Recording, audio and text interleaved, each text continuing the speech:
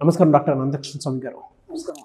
అంటే మనం అనుకుంటామండి ఎలా అనంటే ప్రతి ఒక్కరూ సామూహికంగా చేసేటువంటి పనికి బలమైనటువంటి సంకల్పంతో పాటు బలంగా కనిపించేటువంటి విషయాలు కూడా మన కంటి ముందే ఉంటాయి. కానీ ఒక వ్యక్తి వ్యవస్థాగతంగా మారినప్పుడు మాత్రం అన్ని విషయాలు మారిపోతూ ఉంటాయి. అంటే సామూహికం కంటే కూడా వ్యక్తిగతమే ఓ వ్యవస్థగా మారినప్పుడు అంతకంటే కూడా ఎక్కువ నిర్మించగలడు. అదే అదే సో ప్రీవియస్ వీడియోలో మీరు ఒక టెంపుల్కిను పక్కనే ఉండేటువంటి ఒక హౌస్ కంపారిజన్ చేసి మరీ తీసుకొని వచ్చారు. ఇలా ఉండాలి కదా అనేటువంటి ఆలోచన ట్రూ అండి. ఒకడే అంత బాగా చేసుకున్నప్పుడు 10 మంది కలిసి తక్కువ చేసుకోవడంలో ఉంటుంది కదా అనేది రియలీ గ్రేట్. ఈ వీడియోలో ఏం చెప్తున్నారు అంటే ఒక వ్యక్తి తన ఉన్న ఉద్యోగాన్ని వదలగలడా ఉన్న బలంగా? ఓకే. అవసరాన్ని మించి అప్పు చేయగలడా? ఇవి రెండు ఒకటిసారి ఏమనిపిస్తుంది అంటే ఏదో గుండెలో దడేలమన్నట్టు అయిపోతుంది ఒకేసారి. ఉన్న బలంగా ఎక్కడ పని చేస్తున్నాడు, ఓనర్ అన్నాడు రేపటి నుంచి రావద్దు అన్నాడు, లేదంటే మీకు జాబ్ తీసేస్తున్నాం అన్నాడు. అనగానే ఏదో మొత్తం పెద్ద బండరాయి తల మీద పడ్డట్టు ఫీల్ అయిపోతాడు. ఓకేనా, రేపటి నుంచి నా పరిస్థితి ఏంటి, నా భార్య పిల్లల పరిస్థితి ఏంటి అన్ని ఇన్స్టాల్మెంట్లు పెట్టుకొని ఉంటాడు కదా పనికిరాని అన్నీ. అవును. అవన్నీ ఎలా కట్టాలి, వాళ్ళు పీక్కు తింటారు, క్రెడిట్ కార్డ్స్ ఇవన్నీ కూడా. ఏముంది, వాడు 30,000 50,000 1,00,000 ఇస్తాడు. ఓకేనా, దాదేనా నీ జీవితం? ఇంకా అందుకంటే పైకి ఆలోచించే అవసరం లేదా నీకు? ఏనాడన్నా ఆలోచించావా? అంటే మనం ఏంటంటే ఇంతకుముందు కూడా చెప్పుకున్నాము, మనం ఒక పరిధి తీసుకొని కూర్చున్నాం. మనం ఏంటంటే నా శాలరీ ఇంతే 30,000. ఓకేనా, దీంట్లోనే అన్నీ సర్దుకోవాలి. అవసరమైతే అప్పు చేయాలి. అవసరం నుంచి అప్పు చేయగలడా అంటే అవసరం నుంచి అప్పు ఖచ్చితంగా చేస్తాడు వాడు. ఎందుకు చేస్తాడు? అవసరాలు అలా ఉన్నాయి కాబట్టి. ఓకేనా, కానీ నేను చేయొద్దనే ఆలోచన ఎప్పుడు రాదు. ఎందుకంటే అలా డిసైడ్ అయిపోయింది మైండ్. ఎందుకంటే అవసరమైతే అప్పు తేవచ్చు, దాన్ని అటు ఇటు రొటేషన్ చేయొచ్చు, నాకు ఇంత వస్తుంది, దీంట్లోనే జీవితాన్ని కొనసాగించవచ్చు. ఒక్కసారి దీనికి భిన్నంగా ఆలోచించండి. మీరు ఒక వ్యాపారవేత్త అయితే, నువ్వు జాబర్గా 1,00,000 రూపాయలు సంపాదిస్తే వ్యాపారవేత్త 2 నుంచి 5 లక్షలు 10 లక్షలు కూడా సంపాదించగలడు. ఓకేనా, నువ్వే ఎంతమందికి ఎంప్లాయ్మెంట్ కల్పించవచ్చు కదా. అవునా కదా? ఈ ఒక్క జాబ్ మీద నీ జీవితం ఆధారపడి ఉందంటే, జాబ్ లేకపోతే నీ జీవితం అనేది శూన్యంగా నువ్వు చూసుకుంటున్నావు. నువ్వు దాన్ని క్రియేట్ చేసుకున్నావు. నేను ఇంత చదువుకున్నాను, నా చదువుకు తగ్గట్టు జాబ్ ఇది వస్తుంది, ఆ జాబ్ శాలరీ ఎంత వస్తుంది అది నువ్వే డిసైడ్ చేసుకున్నావు. ఇప్పుడు ఏమంటారంటే ఎవరైనా సరే ఇప్పుడు ఎంటెక్ ఏదో చేశారు, చేసినప్పుడు వాళ్ళ ఫ్రెండ్ సర్కిల్లో కానీ ఎక్కడ చేస్తున్నావు, పలానా కంపెనీలో చేస్తున్నావు, ఎంత వస్తుంది శాలరీ, ఇంత వస్తుంది.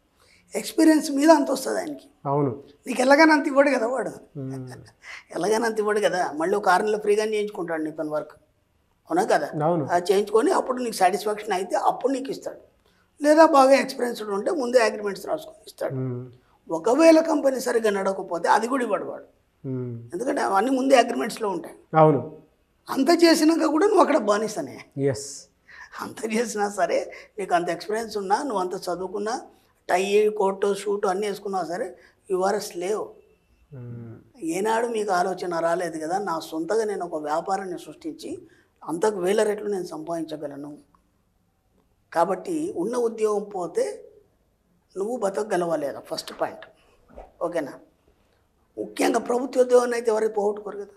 ప్రభుత్వం నాకు తెలిసి చాలామంది కొంత గొప్ప గొప్ప వాళ్ళని చూసినప్పుడు వాళ్ళు గతంలో ప్రభుత్వ ఉద్యోగం చేసేవాళ్ళు. వాళ్ళు అది వాళ్ళ ఎక్స్పీరియన్స్ చెప్పినప్పుడు నాకు అర్థమైంది. అప్పుడు అనుకున్నాను, పిచ్చా గవర్నమెంట్ జాబ్ వదిలిపెట్టడం ఏంటి, వదిలిపెట్టి ఈయన దీంట్లోకి రావడం ఏంటి, ఈ వ్యాపారం చేయడం ఏంటి, దీంట్లో లాభ నష్టాలు కూడా ఎన్నో చూశాడు ఆయన, ఇలాంటి ఆలోచన ఎందుకు వచ్చింది అన్నప్పుడు నేను ఆలోచించినప్పుడు అప్పుడు అర్థం కాలేదు. చిన్నపిల్లలం కదా, అప్పుడు అర్థం కాలేదు. ఇప్పుడు ఈ సబ్జెక్ట్లోకి వచ్చినాక అర్థమవుతుంది.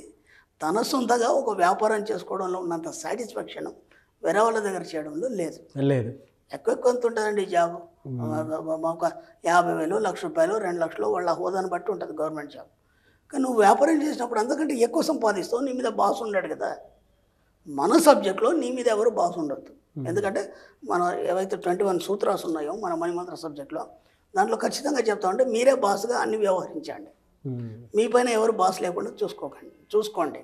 అలాగే మిమ్మల్ని ఎవరు కమెంట్ చేయొద్దు, ఎవరు మిమ్మల్ని కమెంట్ చేయొద్దు. ఓకేనా, అంటే ఏమవుతుంది, ప్రతి నిర్ణయం నువ్వే తీసుకుంటావు.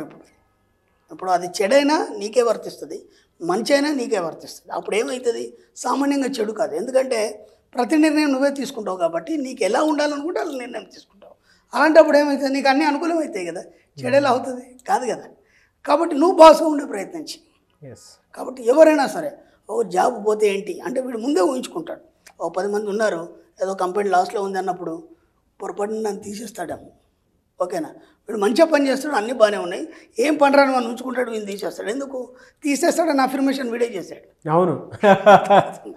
ఇంతకుముందు మనం వీడియోలో చెప్పుకున్నాం కదా, మనకు తెలియకుండానే మనం నెగిటివ్ని ఆకర్షించుకుంటాం. ఎస్. వీడు అక్కడ ఏమి కాలేదు, అక్కడ ఇంకా కంపెనీ ఇప్పుడు ఆడ తీయడు, మిమ్మల్ని కూడా తీయడు. చర్చ జరుగుతుంది, మార్కెట్ ఫ్లక్చువేట్ అవుతుంది అంటే పేపర్లో ఇచ్చాడు, షేర్ మార్కెట్ పడిపోయి ఏదో చెప్పాడు. అది ఎక్కడో జరుగుతుంది, అది ఆ నిర్ణయాలన్నీ ఎక్కడో జరుగుతాయి. కానీ వీడు ఇక్కడ ఉండి ఊహించుకుంటాడు అనమాట. ఒకవేళ అది ఇట్లయితే ఏమవుతుంది, మన కంపెనీ ఏమన్నా అయితే ఎట్లయితుంది, పొరపాటున నన్ను తీసేస్తారేమో.